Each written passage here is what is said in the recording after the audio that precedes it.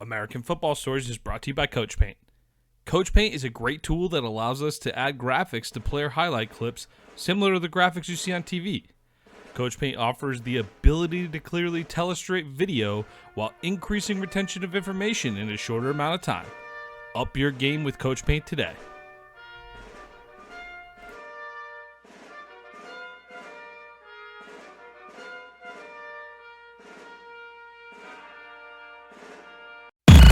What time is it? Game time!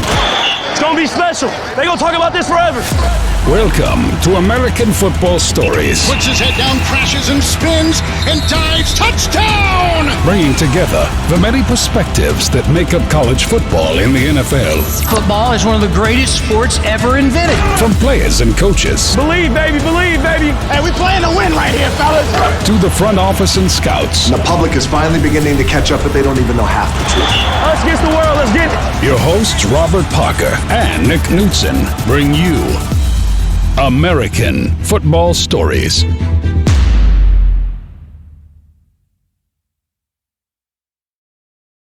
From our sponsor, Coach Paint. Welcome to the American Football Stories podcast brought to you by Coach Paint. Today is May 2nd, 2021. My name is Nick Knudsen. My co-host is Robert Parker, and we are joined by Jeremy Kohlman from the Extra Point podcast to grade the NFC South Draft. Guys, we're going to start in Atlanta.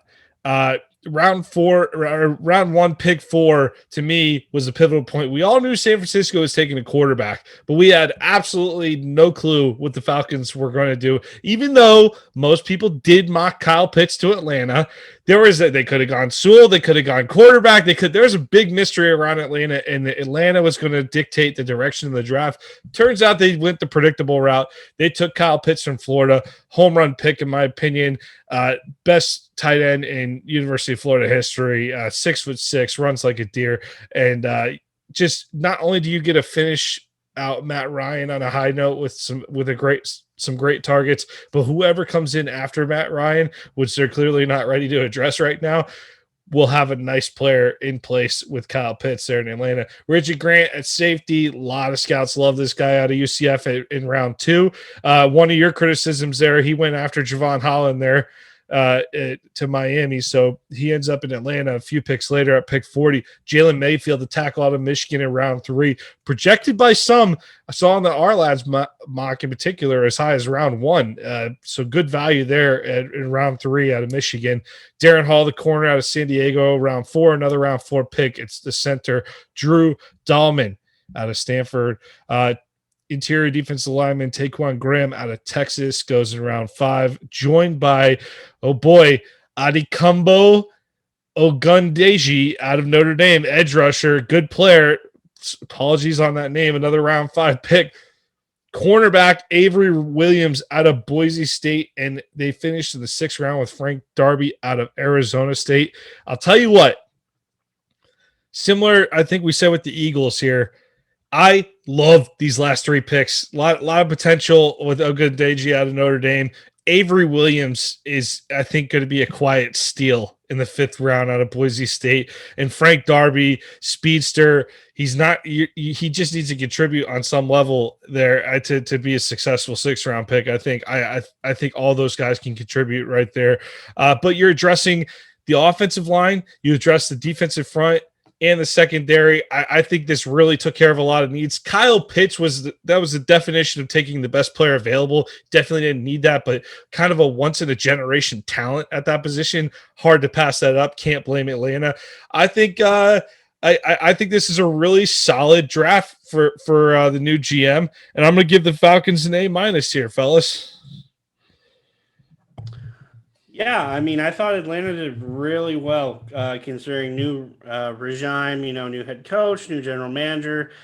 Didn't panic at 4, it was reported that they were, trying to trade out. And when they didn't, they said, screw it. We're going to take the best player in the draft, potentially in, Kyle Pitts. He is a game-changing tight end. Even if you have Hayden Hurst, you just can't pass on a guy like Kyle Pitts. I mean, definition of best player left on the board, and yeah, they could have gone quarterback, but I think Matt Ryan can still play another 5 or 6 years. It's not like he's this terrible quarterback. You know, they've been in this situation where they haven't been able to get over this Super Bowl slump or whatever. It's like change up the head coach, get new people in, get a new mindset. And I think that's exactly what they did.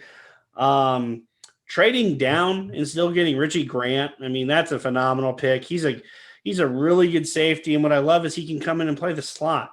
You know, he can come in and be that nickel, you know, safety that can come down and play corner. I mean, guys like that are great for today's NFL because you don't have to take a starter off the field potentially. Jalen Mayfield's a great value pick in round 3.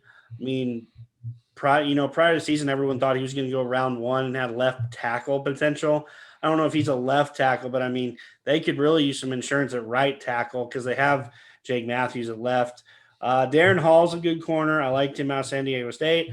I was a big believer in Drew Dahlman. He's just got to get bigger and stronger. I mean, you see the movement skills. That's fantastic for a center prospect. Taquan Graham, he's a decent player.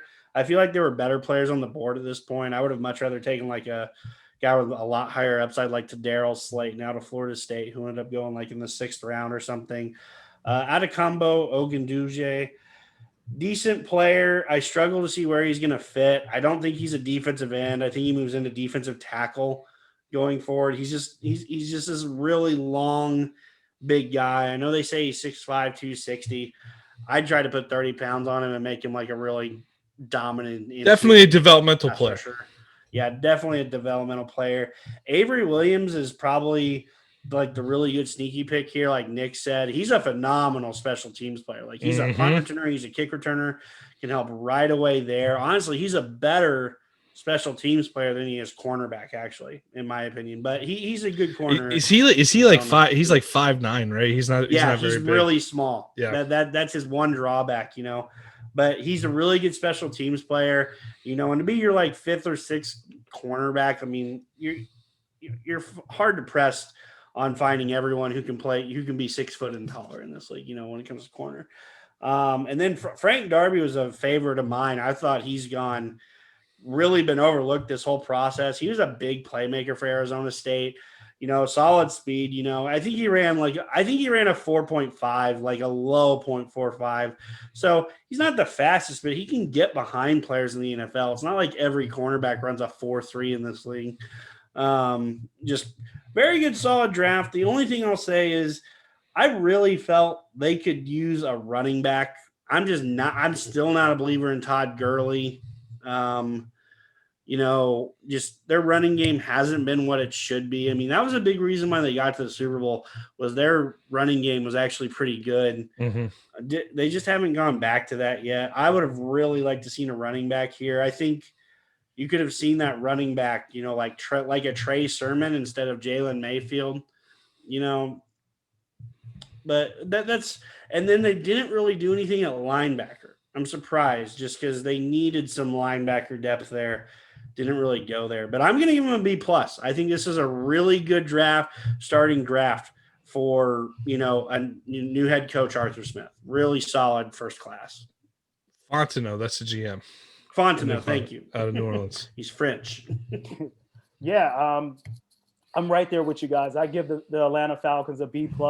I know we've been talking about scheme fit ever since, you know, this draft process has started, but sometimes you just have to take the best available person on the board, and that's what Atlanta did with Kyle Pitts. You know, arguably he was probably outside of Trevor Lawrence, everyone kind of pegged him in to be the next best prospect outside of Trevor Lawrence. So to get him at 4, he's a game changer. I just hope, you know, the Atlanta Falcons kind of work something out with Julio Jones, and they can kind of keep Julio, Kyle Pitts, and Calvin Ridley on the field all at the same time. And we all know Matt Ryan still has more years left to play in him. Last year, it really wasn't the offensive fault. It was the defensive fault. They couldn't stop a nosebleed, you know, quoting, you know, Bart Scott out there. So, but with that being said, I'm right there with you, Jeremy. You wanted to see them address the running back position or the linebacker position, but I'm going to give it a B+ because every other position that they needed to address, they addressed it.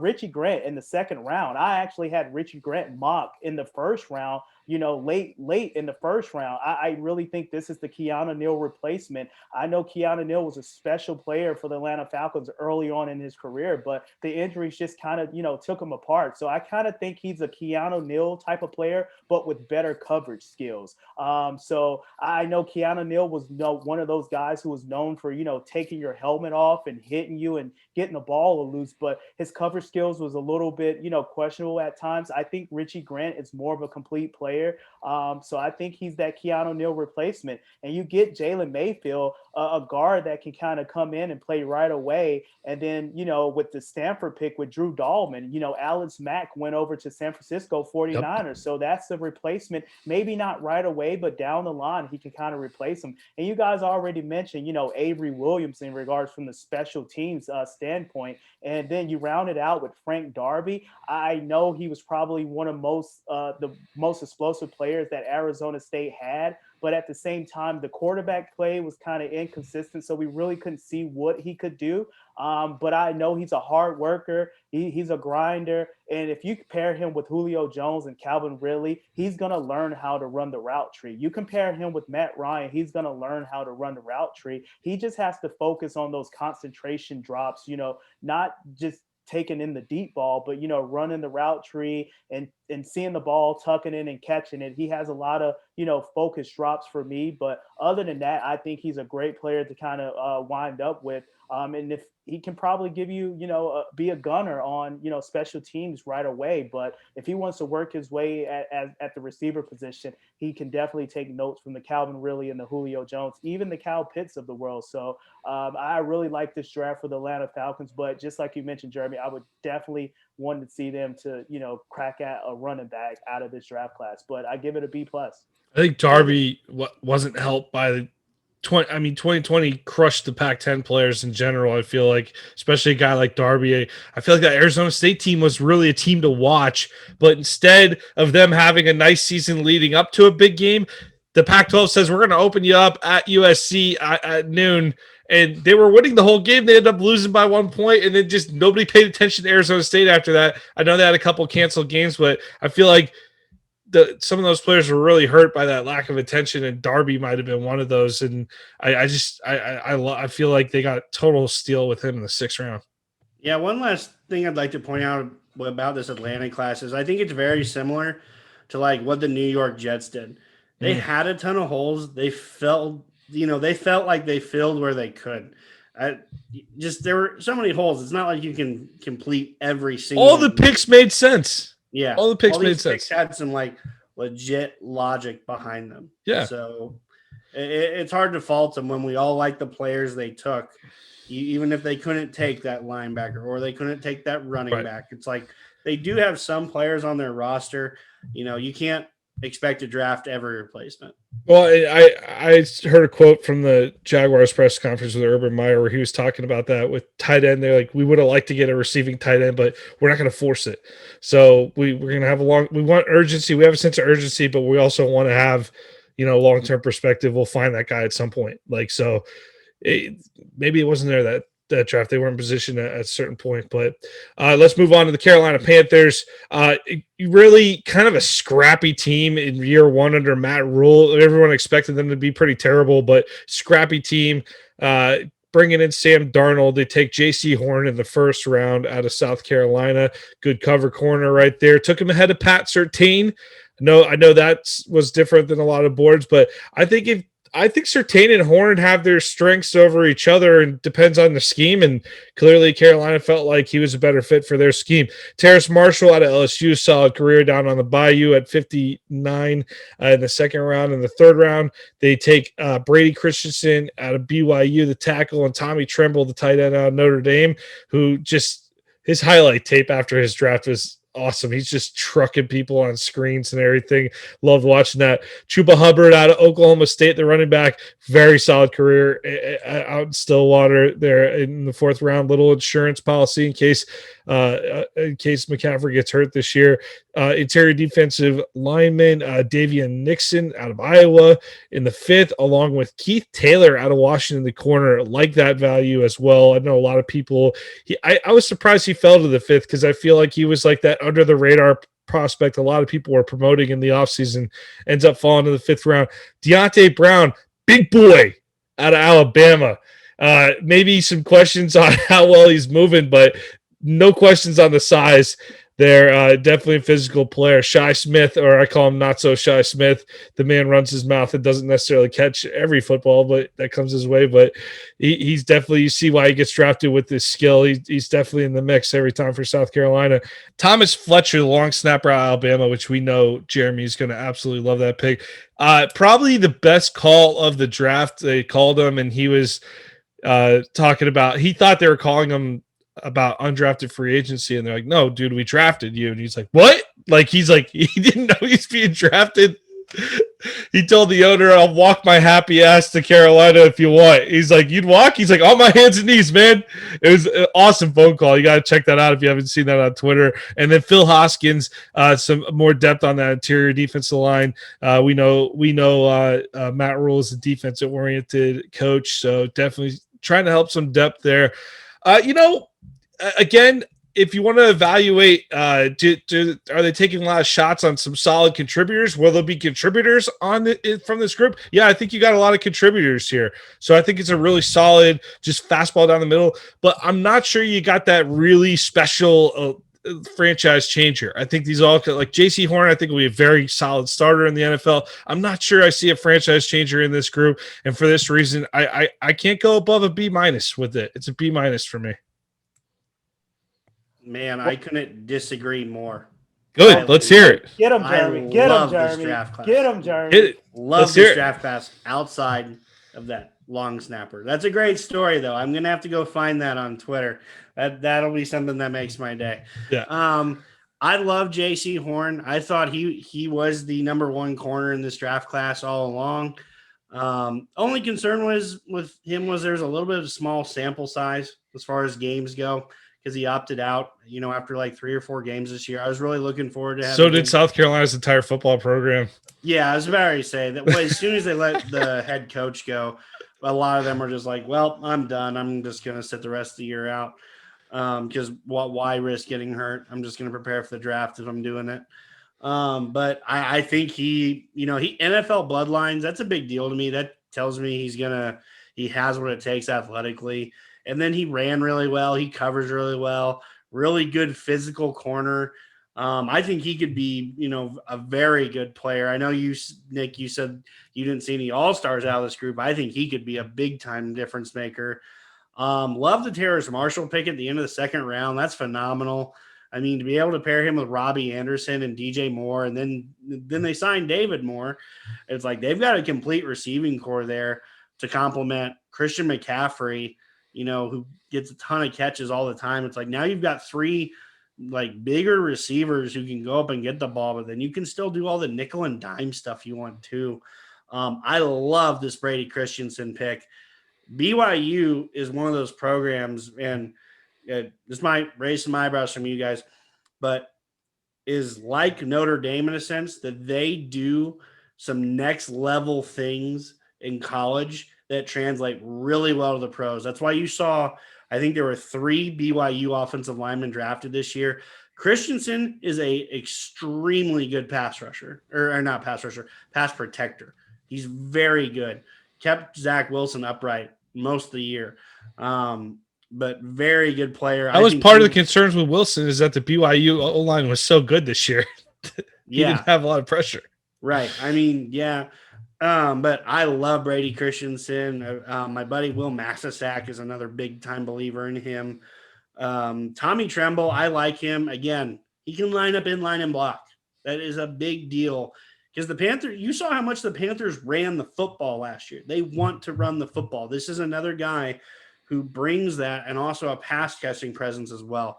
Because they really don't have a game-changer at tight end, even if they do have former Hoosier Ian Thomas out there. He hasn't really done a whole lot, even though he's more of a receiver. Love Chuba Hubbard. He should have came out last year. He's a guy that should have opted out this year and said, I'm going to sit on my draft grade last year after I ran for 2,000 yards. He would have got drafted a lot higher. I think Davion Nixon's a great player out of Iowa. Super scrappy, big boy. Love his motor. Keith Taylor, another guy I was super high on after the Senior Bowl. Thought he'd be, a candidate for a day 2, honestly. Love him. Deontay Brown, he's got some issues in pass protection, but, you're not pushing him back. When that happens, it's because he fails with his technique. That's something you can work on. He's a big guy. He's played at the highest level. Shi Smith, man, you were right. That kid talks after every single play. It's ridiculous. It drives me crazy. But it's that Antonio Brown type of attitude where I'm going to come after you every play.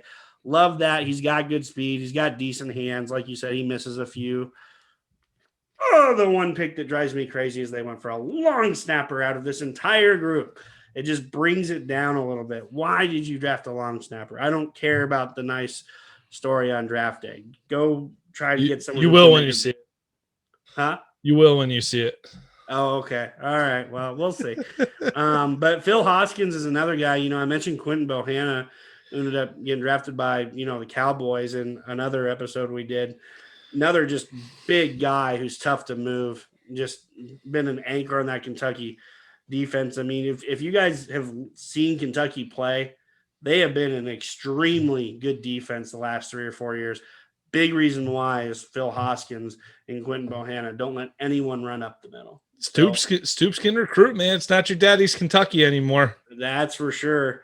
I love this draft. I will give it an A-, even with that long snapper pick, just because I love the other play. I love the other players that much. Like for you to even draft a long snapper, which I really believe is inexcusable, is just. I feel like they hit home runs on all of these other picks. I really, really do. Let's see. So Jeremy loves it. I'm not as crazy about the back half of the class. Where does Rob stand? I'm standing right there with Jeremy on this one. Like, I love this draft class. We've seen what Carolina Panthers can do with a good secondary. And, when Josh Norman was at his peak, he was pretty much, controlling the back end.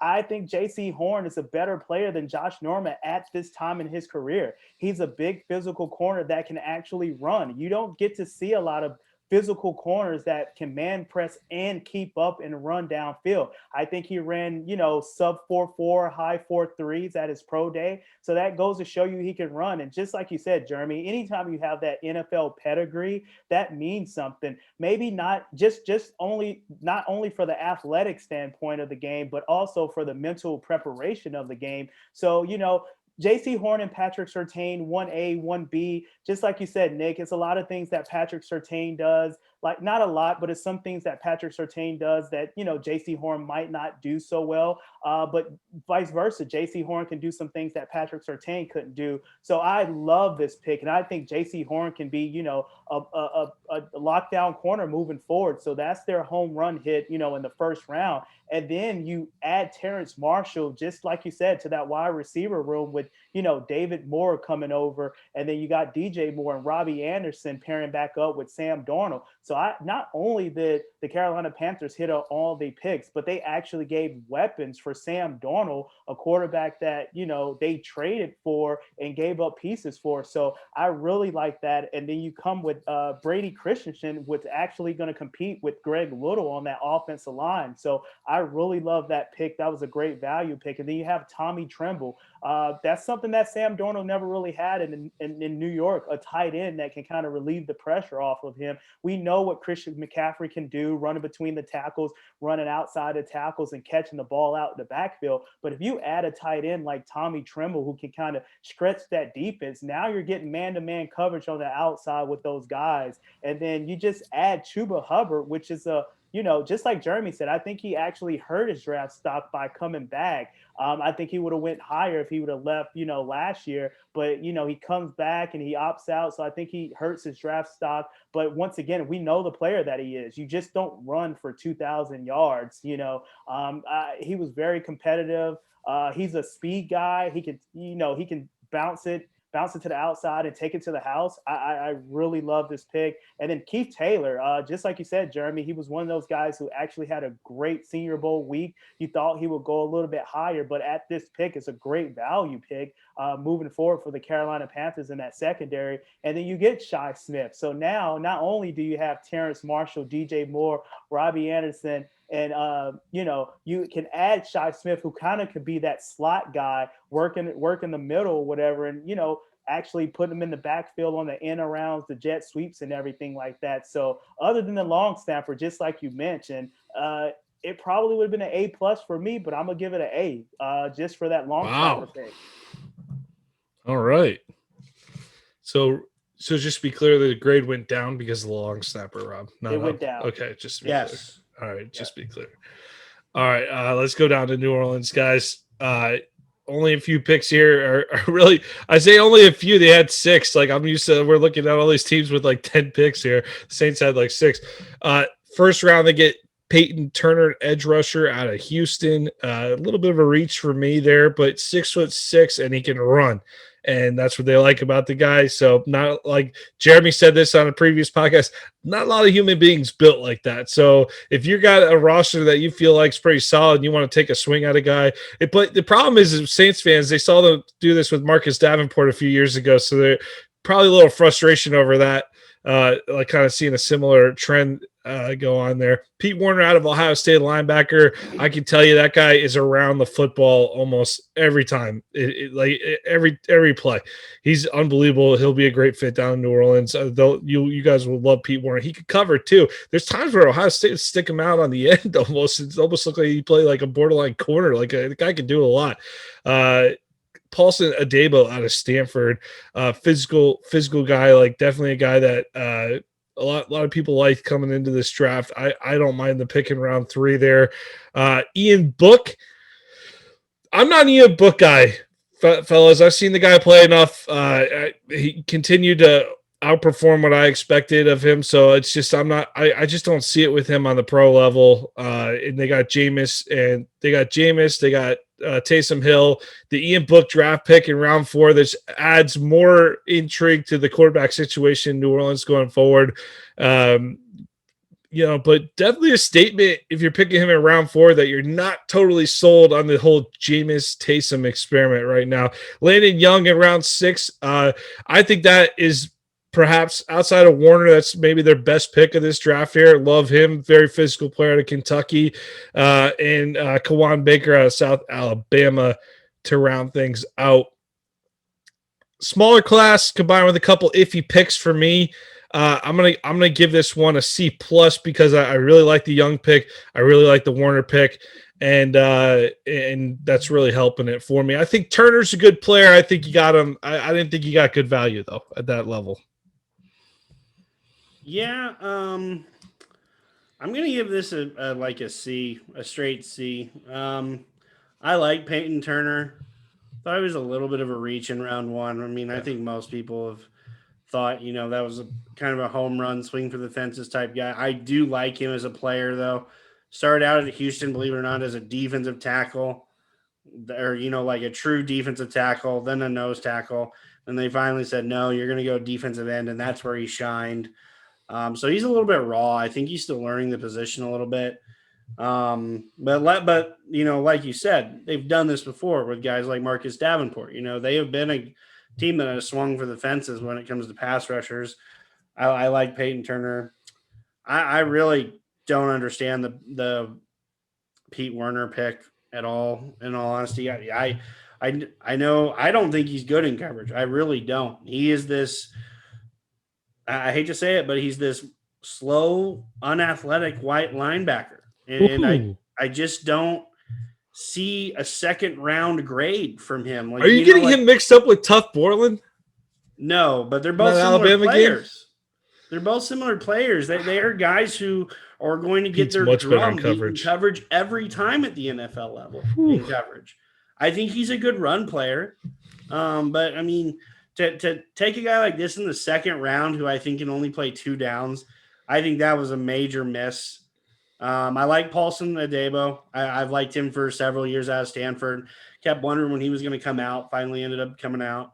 Good press corners, got decent long speed. Really didn't understand this Ian Book pick at all. You already have two guys who can play quarterback. I don't see him as an NFL future quarterback outside of like as a clipboard holder.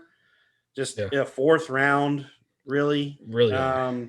Landon Young is a very good pick here.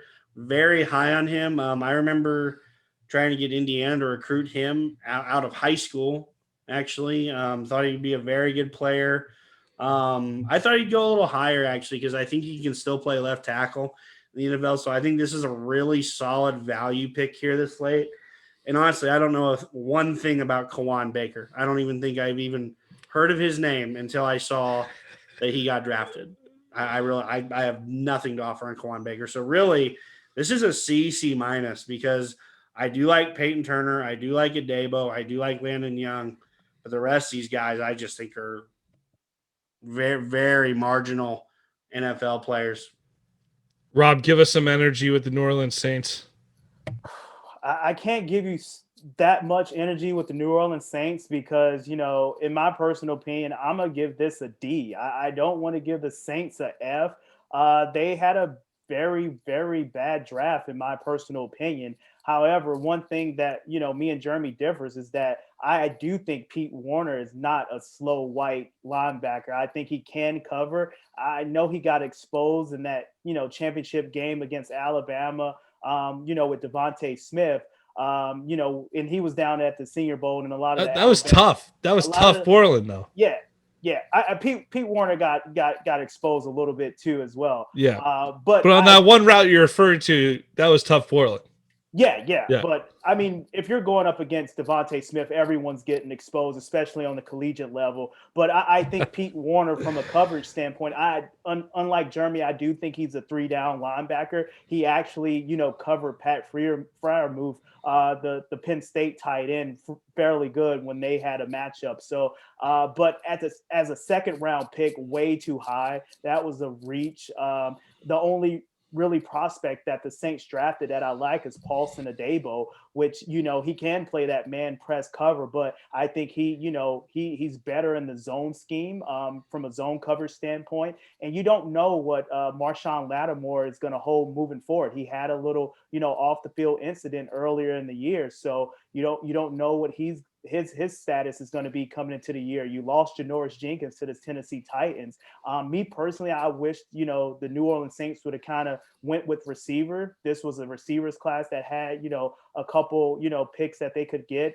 They lost Emmanuel Sanders to the Buffalo Bills, Michael Thomas. It really seems like, you know, his status is up in arms with the New Orleans Saints. I know he kind of sat out because he was banged up, but it was a lot of things him and the organization couldn't get over as well. So I really wish the Saints would kind of went, you know, wide receiver. But other than that, it's not too many picks to talk about with the New Orleans Saints. I really thought it was a bad draft for them. Peyton Turner, he's a developmental guy. He has all the tools that he needs to be good in the NFL on the next level. But at round one, that was definitely a reach in my opinion. So I'm going to just give the New Orleans Saints a D. Ian Book, I don't see him being a future starter as a quarterback in the NFL. I know everyone talks about, you know, the height of the quarterback, but, you know, and comparing it to Drew Brees and Russell Wilson. But those are, you know, two elite level quarterbacks that's going to be Hall of Famers moving forward. And Ian Book is just not on that level. So and you have Taysom Hill, you have Jameis Winston. So just bringing in another guy like Ian Book to kind of compete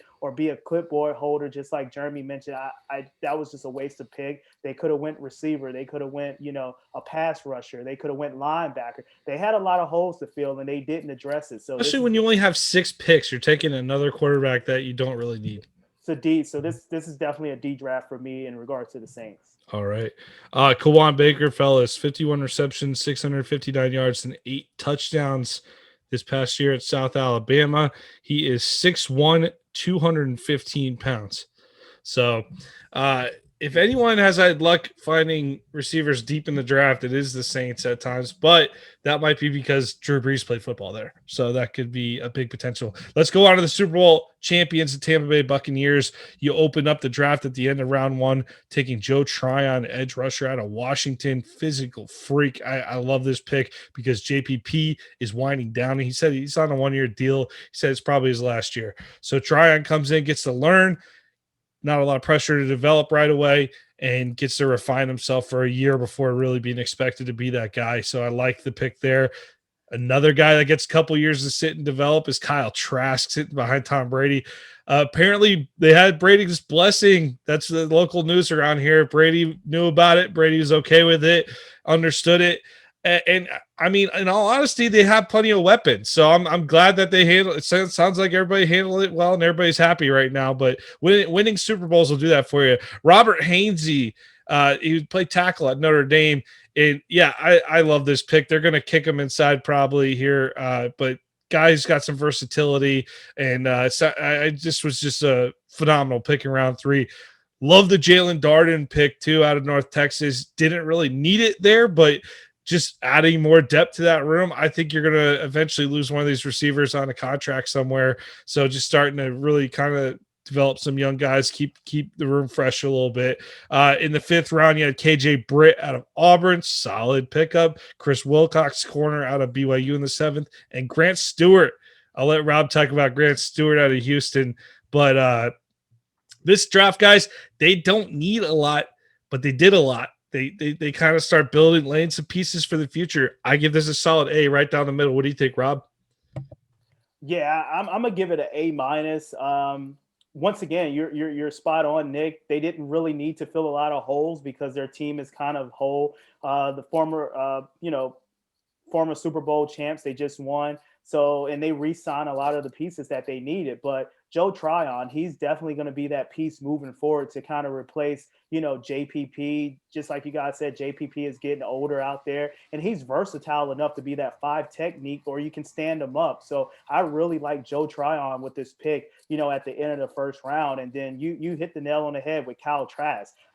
He doesn't have to come in and play right away because Tom Brady is there, but he's learning behind Tom Brady, one of the GOATs to ever play this game. And we already know Kyle Trask's skill set.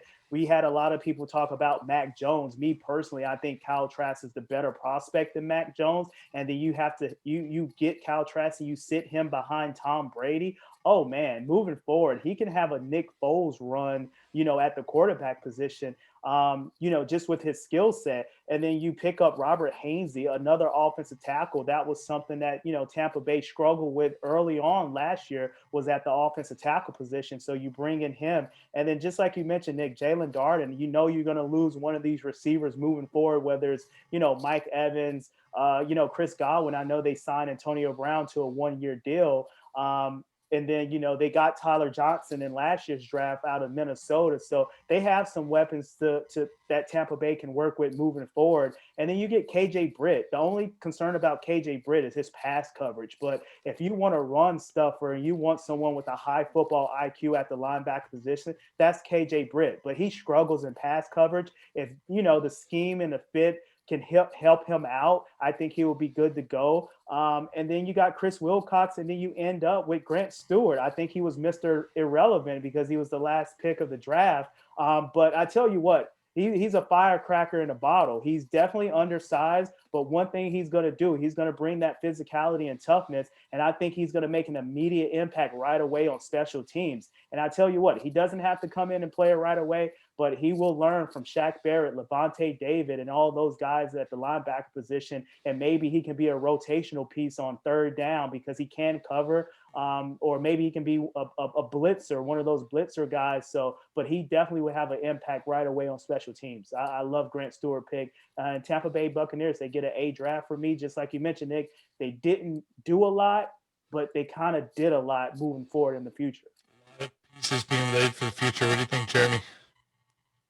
Yeah, I mean, I have to agree with you guys a lot. Joe Tryon was a guy that I was super high on when he, even before his opt-out here. Relentless motor, and then he ended up testing way better than I thought he was going to. He's just complete athletic freak with a basketball background. I mean, he's got a chance to be a really good defensive end pass rusher for them. Love that pick. I understand the Kyle Trask pick. When you bring back 22 of 22 starters, still sign Antonio Brown, it's like, at what point? I mean, it's like you could have gone anywhere with this pick. You really could. So if you want to draft a quarterback to sit behind Brady to develop for a few years, I have no issue with that. I have teams that have issues with that when they have legit other holes they need to fill. Tampa Bay is a team that literally has like 1 to 2 holes. It's like it'll give Bruce Arians something to do. Yeah. So Kyle Trask, I think he was a good college quarterback. That if he sits and learns for a few years, can be a decent NFL player. So I like that. And there's no pressure for him to get on the field right away, develop right away. Love this Robert Hainsey pick. I think he's one of the steals of the entire draft class. Just incredibly athletic. He can play all 5 spots on the line. I really think he can. I think he's an elite center, a really good guard, and even, pretty good tackle. I don't ever think he'll be a great left tackle. But, I mean, this is a guy who can literally come in. He's going to dress day one because he's your elite utility offensive lineman, can play all the spots. Jalen Darden, a little bit of an overkill, but he's got a unique skill set. He's not a blazer, but he starts, stops on a dime. His change of direction skills are off the charts awesome, has good hands. KJ Britt, another guy I really liked. Honestly, he's a nice contrast to what they already have. They already have these 2 good, really fast coverage linebackers and DJ White, Lavonte David. Now you kind of bring in a KJ Britt, who's just this really smart, instinctive run stalker. Chris Wilcox, I kind of watched him a little late. He's got some nice tools to work with. And then, like you said, Grant Stewart's going to be a career special teamer, but I mean, he's a guy you love to have on your roster to fill that special teams captain role. So honestly, I give him an A-. A- for Jeremy. All right, guys, that's the NFC South division that we were a little all over the place on in terms of opinions, but we all agree on Tampa Bay. Solid draft for the Super Bowl champs. More good news for the folks in Tampa Bay. Hey, this has been a look at the NFC draft grades. We will send it out with a word from our sponsor, Coach Paint. American Football Stories is brought to you by Coach Paint. Coach Paint is a great tool that allows us to add graphics to player highlight clips similar to the graphics you see on TV. Coach Paint offers the ability to clearly telestrate video while increasing retention of information in a shorter amount of time. Up your game with Coach Paint today.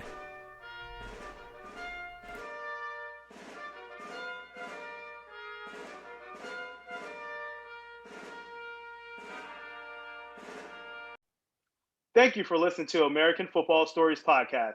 Please subscribe to our YouTube channel, American Football Stories. We are working to grow our network on YouTube and we'd love to have you subscribe. You can find us also on Apple Podcasts, on Twitter at American FB Story, and on our website, AmericanFootballStories.com. I am Robert Parker. My co-host is Nick Knudsen. This has been another episode of American Football Stories.